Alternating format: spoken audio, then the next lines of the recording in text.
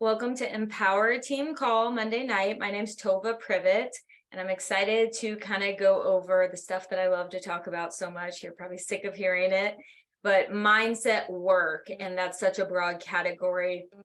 So my hope tonight is to help you kind of identify a process that works for you and that you may have not used before now or need to get better at. So really the theme of tonight, I would say, is self-reflection. We say self-awareness a lot, but honestly, self-awareness is the result. And so we have to learn what self-reflection means, what that looks like. And please, if you don't have paper, get paper, because I'm going to have a lot of questions for you guys to write down to self-reflect on later. So I'm excited and passionate about this because it took me a long time to learn how to do this stuff. And it was just pride and fear that I didn't really want to look in the mirror about things that I needed to work on and maybe things I needed to change. And it was just way easier to assume I was right and assume everybody else was, in essence, kind of out to get me or make my life difficult. And, of course, sometimes that's just true, but more often than not, it's not. And it's how we're deciding to interpret events. The cool thing is I want you to be encouraged that you have a lot of control over this. Stuff is not happening to you. We can exercise the muscle of learning how to interpret events and how to look back over events.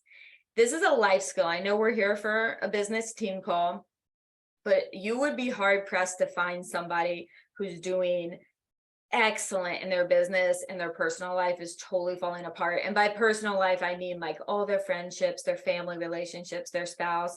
Of course, we all go through transition. But guys, these are life skills. So you'll see trends. It's very hard to be successful with leading your team and leading a group of people and helping them problem solve when you're not willing to apply this skill set to the rest of your life. So this is like double dipping. Not only are you going to get better on the business side, it's going to make you a better version of yourself. And also, sometimes I hear feedback about a lot of the stuff we work with people on mindset and viewing things differently and choosing feelings and thoughts. They kind of feel like you're trying to make me become someone I'm not. That's just not how I am. Guys, that's not the case. So think of this fitness journey as the easiest way, I think, a tangible example. If I were to take somebody who's really out of shape and really unhealthy, overweight, all the things, and then I work with them for 6 months, a year. We get them a personal trainer, get them a dietitian. They read all these books about working out and fitness, and they totally transform like to a level of like competing in a fitness contest. I think we would all agree that's the same person.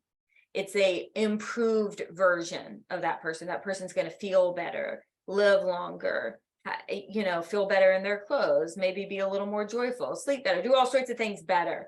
So approach it on that front. Think about who you were 5 years ago. So I'm 39. So who I was when I was 34. And that was before I started doing Plexus as a business. So I just want everybody to kind of think about that person versus who you are now, kind of the things that are important to you, the way you approach problems and challenges, and then who you might be in 5 years. Where do you want to be in 5 years? Those things, those 3 moments in time should look and feel different in your mind's eye. You're a different person. You've gone through different experiences. You should be developing a different mindset, okay, and a new approach. So being the same, if you're approaching problems and reflecting on yourself and how you handle situations, good or bad, the same as 5 years ago, hey, that's okay. You can change, but I highly recommend improving. And this is another kind of overriding theme today. Improving and learning new things does not equal you were doing it wrong. You're bad at it. That's very black and white thinking. That's kind of emotionally immature thinking. This is a living, breathing thing that you're always working on. And I can talk a lot about it because I'm working on it every single minute of every single day. And some days I do better than others, and that's okay. And the effort is really important here. You'll figure out how to do it. But if you don't just start, it's like going to the gym and being frustrated that you're not really good at all these things, not lifting super heavy. So you just like give up. don't do that. And just as working out, it's really hard when you get started. Sometimes it's not fitting into your routine. You're really sore. It's uncomfortable. Guys, this can feel the same way. So understand that you're growing and that it's worth your time. So knowing that what once upon a time served you may not be serving you now, and that's okay. Get all my notes set up. All right. We went through that. So why? You kind of understand a little bit about self-reflection and how it can help you. Why should you spend any time or effort learning this stuff? So here's a few things, hopefully to encourage you. If you want to speed up the growth of your business and the growth of your team, who doesn't want that? If you want to improve the quality of your relationships, and then we kind of hit on that already. Empowering you to understand, why do I react certain ways to certain things? Why do some things really bother me and don't bother me and bother other people, or seem to be challenging to work through? Seem to your car keep coming up. Hey, That's Franny, cool. can you for me? Tank time, baby. Oh, yeah. Just 1 second. Did you say tank time? Franny, can you hear me? Okay, guys, got it now. I couldn't see it. So empowering yourself to understand, more control. I don't know about you, but I don't really like to feel out of control with things. And sometimes we'll default to unhealthy behaviors and unhealthy thought processes because on a superficial level, it makes us feel in control. How do I know that? I've sat down and thought about, why did I handle that situation like that? Why did I feel this way? Because it made me feel like I was in control. Better decision-making, better leading. You're going to attract a higher quality of people, guys. The more you work on yourself, you're gonna attract other people who value working on themselves and value becoming the best version of themselves. That's who we're looking for, right? We're not looking for people who are, that's just the way I am, take it or leave it. Like that, you're not gonna go far in this business. And I was like that, guys. I think I may have even said that to Natalie, probably on more than one occasion. I'm just a negative person. I'm just a glass half empty person. And I learned to approach situations differently. And that, you know, if you just want to approach it from a self-serving angle, like that wasn't helping me. That wasn't getting me where I wanted to go. So number one, we should expand kind of our mindset because it can make us a better version of ourselves. But if you just want to be superficial about it, we can even do that. Let's get you to where you want to go. And a lot of these thoughts aren't getting you there, or the lack of, let me put it that way, the lack of self-reflection is impeding your progress. So the necessity to reflect is, I see it as like one of the John Maxwell laws. And my favorite way they say it is acknowledgement or denial of the law doesn't change that it exists. So you can tell me all day long, gravity doesn't exist, and you can go jump off something and let me know how that works out for you. So it will affect you if you believe it or not, if you engage in this process or not. So reflecting or choosing to not reflect and not learn is going to have an effect on you. So we already kind of defined self-awareness will be the result of self-reflection. Self-reflection is an intentional act. It is a verb. This is something you must do. So to go back to our fitness analogy, self-awareness is someone who is in shape physically, good shape. Self-reflection is going to the gym and working out. All right.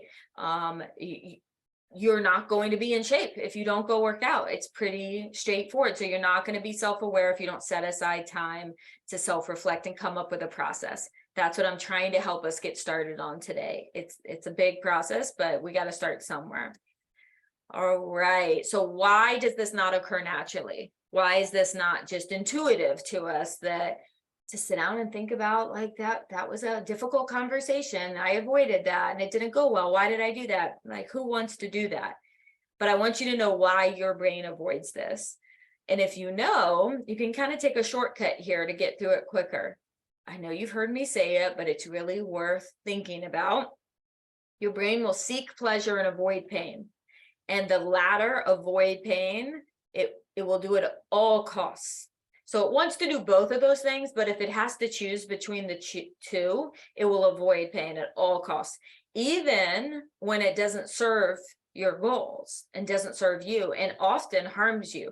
But in the short term, if it wants to avoid feeling uncomfortable, and pain is an umbrella term for feeling outside my comfort zone, feeling uncomfortable, feeling vulnerable, feeling unsure of myself, all those things can fall under pain.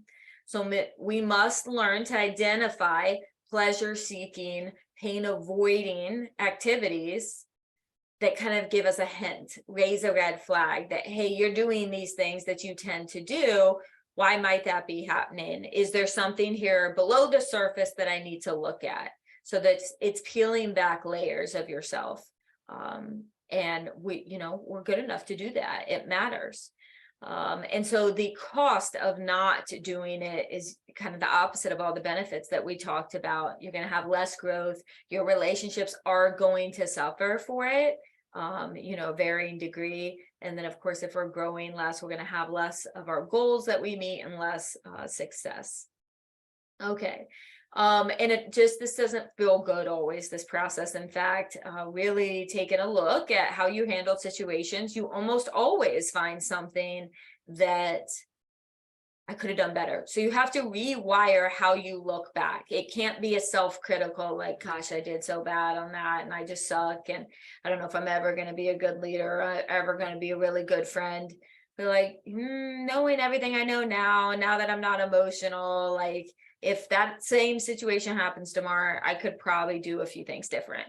That's all I'm talking about here, the ability to do that. And the more you do that, kind of like reps at the gym, the stronger you're going to get. You're going to be able to lift heavier weights. You're going to be able to move more things. It's going to get that way with yourself. You're going to be able to get into heavier problems, heavier conflict, heavier emotions. But you must start somewhere. So what you are seeking instead, we said, can prompt a pause. And I think that's a good way to think of it. I can't get my notes off. Prompting you to pause and think. I don't know the best way to track this stuff, guys, but just up here is not it. We have too much going on in our head. We have about 50,000 thoughts a day. And if we want to improve 20,000 of them, that's not going to all stay up here and stay very clear. So I think it's a good practice, maybe at night or in the morning, picking one or two thoughts that you just want to go through the exercise, literal mental workout of looking at a situation that happened. And it's easy for us to remember the negative ones, but this is useful for negative or positive. But picking ones at night, I tend to be way less rational. I have learned about myself, I will not have important conversations after, 5 or 6 p.m. Because I often feel differently about it in the morning. So I might write a topic down of something to go journal and think about the next day, but I would probably give a way more honest assessment of kind of what I did. I'm going to do a lot more justifying and making myself feel better later at night. And I don't know why that is, but that's just how it is. I'm fatigued mentally by the end of the day, not my best self. So you got to learn that about you. But some people are night owls and they're thinkers and they have their creativity happen more at night, and mornings, not so much. So there's no right or wrong answer. So here are cues that you might be avoiding pain. These are really important ones, guys. Every single person that can hear my voice right now, one of these or more is going to hit you. And that includes me. All right. So I'm not coming after anyone. I genuinely, guys, I am here to help you learn things that I've learned the hard way. And if I can help you skip some of that and get to the fun side quicker, get to the helpful side quicker, then job well done. That's literally all I want to do here. So flags to look for, write these down. Ruminating on a situation. So ruminating, it's going over the exact situation again and again, what happened, going over the conversation again and again and how it went down and who said what and who did what. Just this cyclic. You're not problem solving. You're not identifying what you could have done different, how you were thinking about it, why you thought about it. No, this is just a cycling of it. You're not seeking a solution. Sometimes we get stuck in that. Certain personality types are more inclined to do that. Recognize it when you're doing it, and then we can come up with ways to kind of snap you out of that, do a healthy buffer. But we got to identify that that's happening to begin with. Are you others focused? So when something happens, you're talking about they did this or they didn't do that. You're literally like a being, like seeking, what did that person do that you didn't like, or what did they not do that you think they should? And this is a tangent, but we have unwritten user manuals in our heads. You guys have one for me. You have a user manual for Tova. You have certain behaviors and things that you expect from me. Now I can guess most of those, but we haven't sit down and talked. Sabrina and I have, but the rest of us haven't sit down and talked about what are your expectations of me? What would you expect me to do and say in these situations? And a lot of times when we get upset, there's a mismatch on what you expected of me and what I did, yet none of us have told each other that expectation. And sometimes that expectation isn't fair. You'll recognize these things when you self-reflect. Another cue, you might be avoiding pain and avoiding the thoughts you need to have. Overindulging in emotions and feelings around a circumstance, just kind of going to the extreme. It's okay to feel around something, and you should feel it, and you should take some time to name what you're actually feeling, because usually our first guess is not right. But just being angry and festering in it, or being really sad and upset and bothered and confused about it, again, not solution seeking.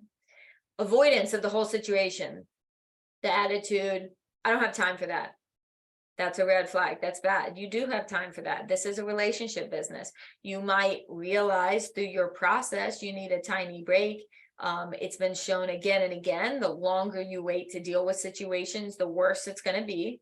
It's more hurtful to everyone involved. Now, if you need to calm down for a little while and that's your personality, fine, that's fine. But it is a red flag that you're avoiding pain and avoiding a reflective moment by just kind of washing your hands of something. I'll deal with that later, when you really have no intention of dealing with it.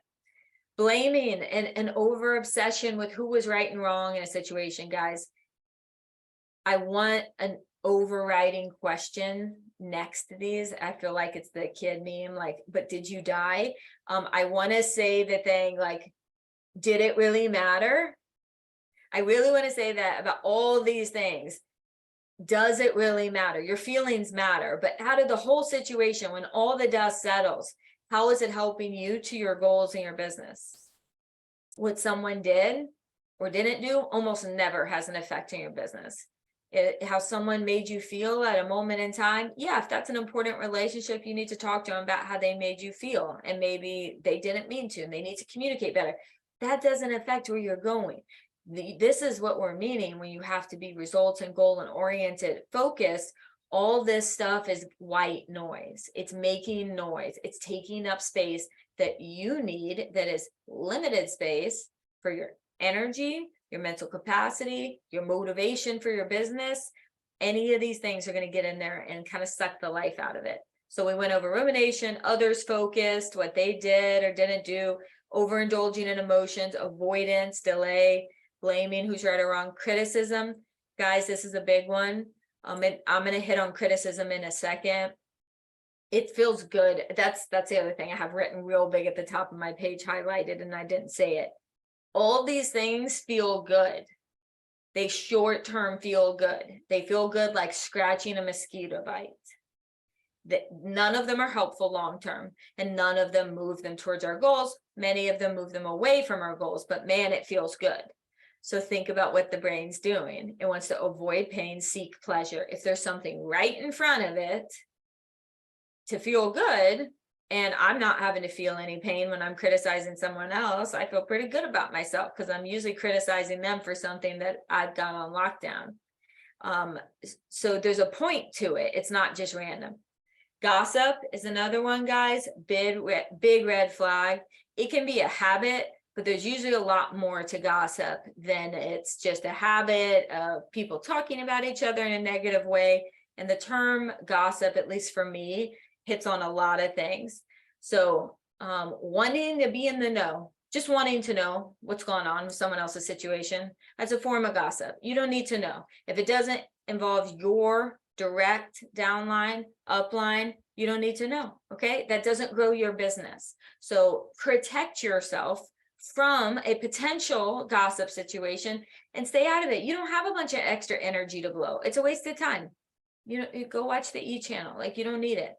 And then inserting yourself into situations that don't directly need you there. If you're not there to help solve the problem, you don't need to be there. Get out of it, okay? Because all it's going to do is lead to gossip and criticism. Focusing on prompts. And by the way, guys, we got to help each other on the gossip front. There will be days when I'm not my best self and I go to Sabrina and start gossiping or venting about something, venting about Natalie. Natalie knows. Sabrina will be like, have you talked to her yet? Have you guys talked about this yet? She'll listen to me for a second as a friend, but she has me goal oriented, and she'll also kind of redirect the conversation. She's not be like, oh my gosh, what did she do? Like, guys, we're humans, we work together. We will constantly disappoint each other. We're like a family. We're going to get on each other's nerves sometime. So we got to set each other up for success, for excellence. Know that your friends will come to you to vent and gossip, and they're just not having their best day. So be prepared for that, to kind of help turn them around and encourage them and get on a new topic and make suggestions on what they should go talk to for their upline. Don't ruminate with them, okay? Don't blame with them. Don't criticize with them. Even if you think all those things, keep them to yourself, all right? Because is that helping that person grow? Is that helping you grow? No, it's not. All right. And then lastly on this list of flags, clues that you might be avoiding pain, avoiding growth, convincing yourself that you know better and you know what's best and you know more. If you don't really think anything I've said up to this point is really applicable to you, I don't know any nice way to say it. You need this a lot. If you think the stuff that I've taught in the past 20 minutes isn't real applicable, that's a bad sign. We can fix it. No big deal. I've been in your shoes, but that's it. That's a pride thing where you don't think you need to know it, but really what that is it's a layer of protection, because you're afraid what you're going to find when you start really looking inward, and you might find some ugly things, and the work it's going to take to fix them is not going to feel good. So it feels way better to avoid and just be like, no, I'm good. I don't think I really need this. So food for thought. Everyone should leave this meeting having learned something about I need to self-reflect in a better way and understanding why it matters. And there was a thing I wanted to say about being problem focused and all those kind of flags that we talked about. Those, when you're problem focused, you can't be solution focused. Being others focused, criticism focused, outward focused, it sucks the oxygen out of the room. It fills up the space, and there's no space left for positive, analytical, reflective thinking to build something good. So know that your brain is doing that on purpose. It's trying to fill that space up, because if it's filling it up with things that feel pretty good, make you feel good, then there's no space for the things that might make us feel bad or might make us feel uncomfortable or not so confident. So there's a purpose in there. And I felt like another good example here was a lot of these bad thoughts we have, they're not bad thoughts, they're all neutral, okay? It's just which ones we choose to keep and use for us and which ones we choose to let go of. And a lot of times the ones we're keeping aren't what's best for us. So it's just identifying when I'm having certain thoughts and feelings, and do I want to keep them or not, and going through that process. So it's the white noise, sorting through all of that. All right. What is it? If you're, oh, that was a good one. If you're waiting for a certain circumstance to happen, someone to change, someone to do something, someone to act a certain way, someone to say a certain thing. If you are waiting for this magic moment or magic thing to happen, then you will grow, then you will get better, then I will start. You're going to be waiting a long time, guys. That's not ownership. You can't wait for other flawed human beings to do the right thing so that then you go do the wrong thing, do the right thing. No, it doesn't work that way. You're in charge of you. You need to do what is best for you and your business. Sometimes that's going to align with people and sometimes it's not, but really doing what's best for you as a person, your business stuff is going to work itself out.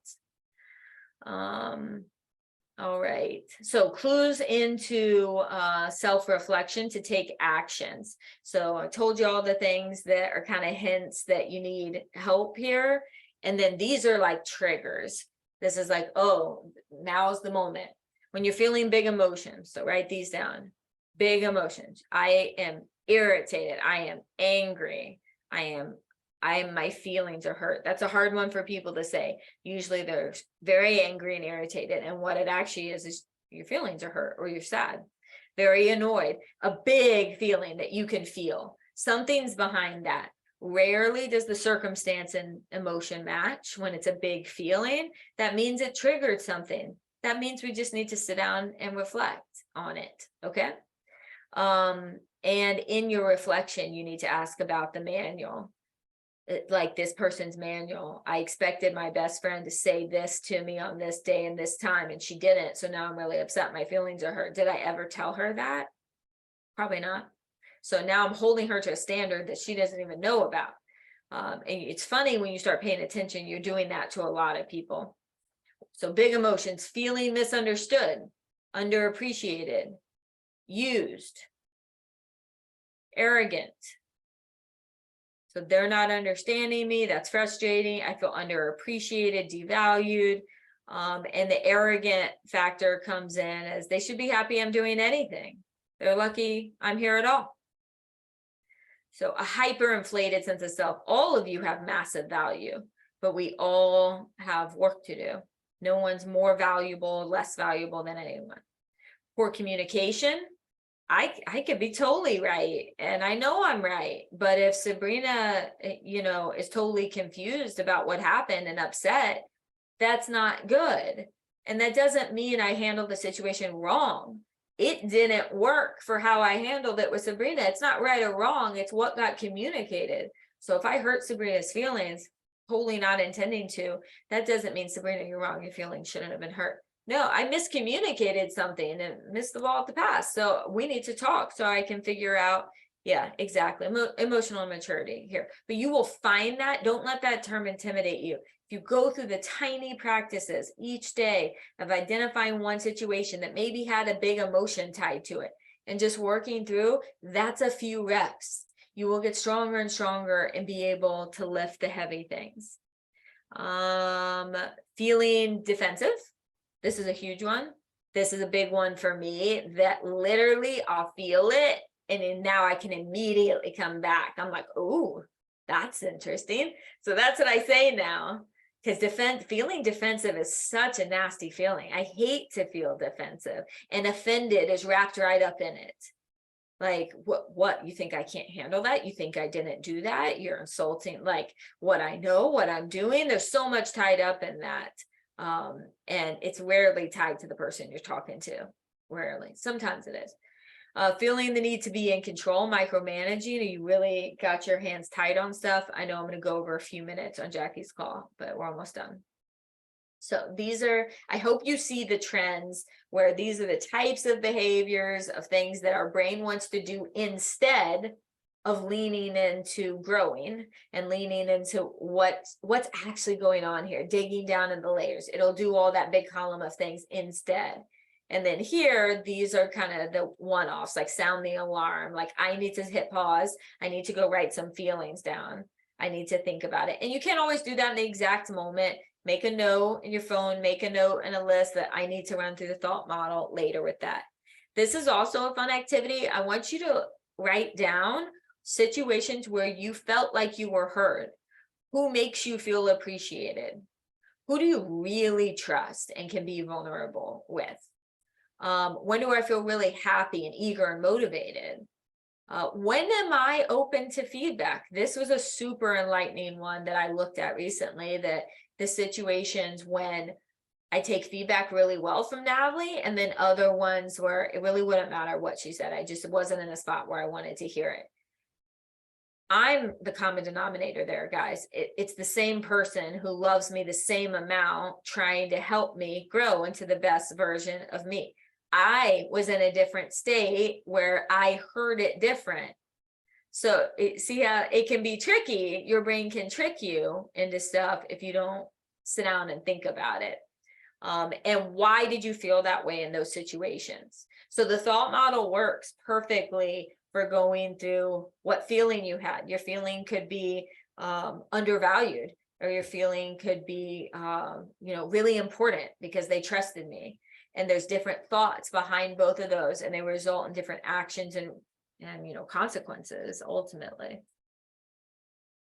All right, action steps to take away. It's the CTFAR model that you love so much, but if you don't like that idea of that construct, the first thing you're supposed to do is observe situations that happen today. Just pick one or two of them. Doesn't have to be a lot. It can be something as small as your kids irritated you and whatever, your husband, or you're feeling anxious over something. Just write it down. So the circumstance is the thing. It's the fact. It's somebody, you could prove it in a court of law. So it's literally just the fact. So it'd be like, today I was thinking about my business. Like, that's it. Or I was working my Plexus business. Like, it's a very neutral thing. The feeling, I like to name the feeling second, even though it's number 3 in the CTFAR. Name your feeling, actually, truly name your feeling. And then you might need some help to identify the thought that's causing that feeling, because there's a thought. Feelings don't just come on their own. There's a thought. That person doesn't think I'm smart, causes a thought. That person really appreciates me and values me on their team. That results in a feeling. There's different thoughts that make different feelings. Number 4, kind of what actions did I take after I felt that? And inaction is an action, by the way. So if it puts you into just buffering, freezing, whatever. And then number 5, how's that working for you? And that's not a weighted question. How is that working out when these things happen? Try to think back of a similar circumstance. Did you feel it and think the same things here? And how did it work out in the end? And then 6, you can decide, do I want to keep this? Don't trivialize what you're applying this to, because if you don't do it with the little stuff and get used to it with the little stuff, you're not going to get good with it on the big stuff. So reflection questions, and then we'll hop on with Jackie. So with situations, I want you, the first thing was to do the action steps with the CTFAR, 1 or 2 circumstances a day for yourself. And then these are just other good things to ask for reflection. If someone else was going through a situation I was going through, so I often think this when I'm feeling emotional about something. If Sabrina called me on the phone and was going through that situation and I wasn't involved, she was just a friend, and this is happening to me, would I feel the same way about it and give the same advice, or make suggestions to not do certain things in the same way I'm talking to myself? Or because I'm involved, invested in this, and offended by this, upset by it, maybe I'm telling myself a little bit of a story that if she called me and it was more neutral, I might be giving advice slightly different. Do you ever do that where you're helping someone solve a problem, and you're giving advice, and you're like, that's some good advice, I should take that advice? It's different when it's outside of your head. So you might need to call someone and do that and walk through it with them. What is actually happening? This is a big one, guys. When you assume your interpretation of the events is dead set accurate, like, you are handicapping yourself, you're shooting yourself in the foot. Very often our assumptions are wrong on both sides. People's realities are different, people's interpretations of it is different, and the assumption that I'm on the right side and that person has poor communication, is misunderstood, is weak. I try to always look at it like, am I missing something here? Did I do something that I didn't realize? I don't care if I really do think I did everything right. If it got lost in communication, something went wrong. I wonder what's going on with this person where they couldn't hear my good intent. And intent is down in here, assuming what's going on, assuming intent. Did they just have a bad day? Are they just stressed out? And all this stuff is just manifesting, and I just happen to smack into them at that moment in time. So you got to really analyze from a neutral perspective what's happening.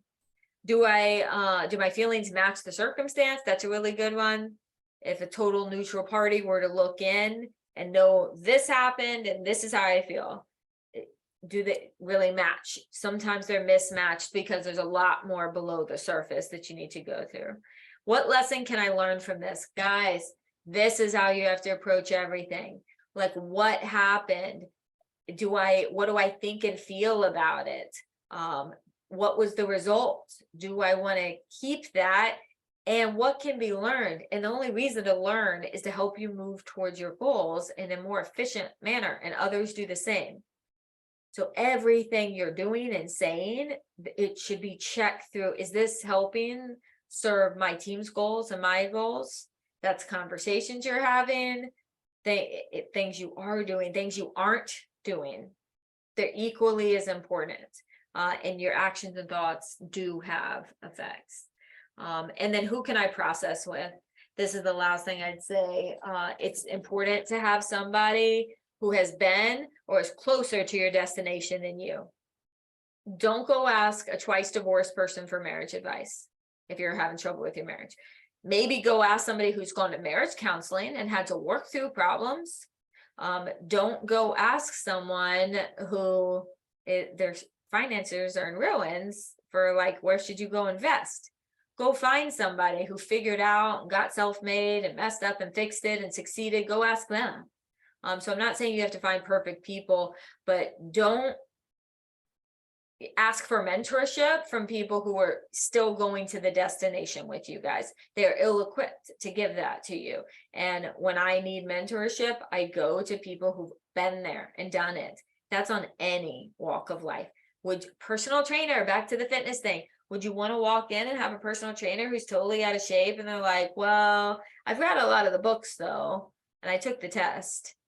No, you want somebody who looks like they're in shape, because obviously they've been there, so they're going to take me there.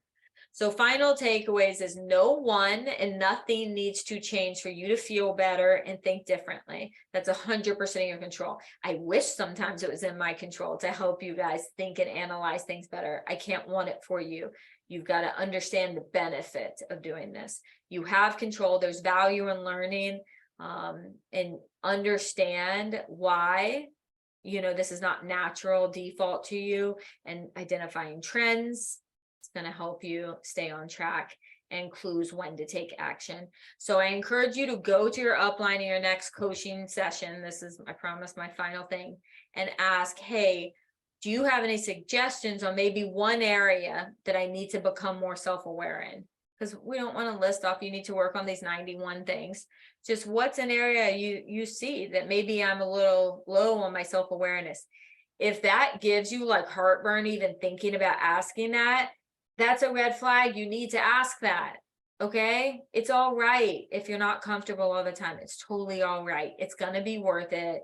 Just like working out, making it your goals, looking good, feeling good. You got to put in the work to do it. So understand the avoid pain, seek pleasure, and just choose the long-term benefit. Don't self-soothe, guys. We're better than that. Don't default to the easy. All right. Sorry for going over. Thanks for listening. I'll hop on Pink Power.